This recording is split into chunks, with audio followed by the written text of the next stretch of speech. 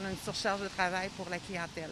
Heures supplémentaires obligatoires, manque de personnel et parfois d'équipement.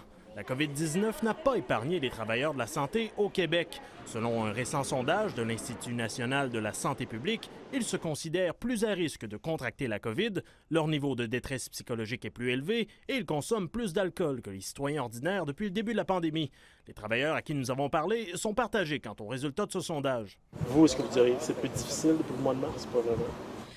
Pour moi, personnellement, non. Pour certaines étages, oui, ça dépend vraiment c'est où tu es situé, en fait. C'est plus difficile depuis le début de la COVID, c'est vrai, qu'avant. Mais ça se passe bien.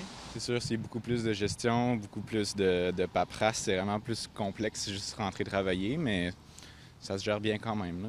Les gens sont démoralisés, les gens sont fatigués. Selon le syndicat des travailleurs du CIUS de la capitale nationale, plusieurs employés ont été traumatisés par la première vague de COVID et craignent désormais une deuxième vague à l'automne. Ils déplorent que plusieurs des programmes annoncés par le gouvernement soient insuffisants ou temporaires. Présentement, là, tout ce qu'on offre, là, c'est toutes des choses qui sont éphémères. Donc, même les nouvelles personnes qui vont rentrer cet automne, ils vont être désillusionnés, là. Parce que parce que lorsque la crise sanitaire va être terminée, les primes vont tomber. C'est éphémère, les primes. Ça prend du vrai salaire. Et des bonnes conditions, bien entendu, mais ça prend du vrai salaire. La direction du CIUS dit comprendre les sacrifices de ses employés et on assure que des mesures seront mises en place afin d'atténuer les effets d'une potentielle deuxième vague. J'ai l'impression que ça va arriver, là, puis on n'aura pas le choix. Faut être prudent, on ne sait pas, on n'a pas de boule magique, hein? On ne sait pas qu'est-ce qui s'en vient. Fait qu'on prend pas de chance.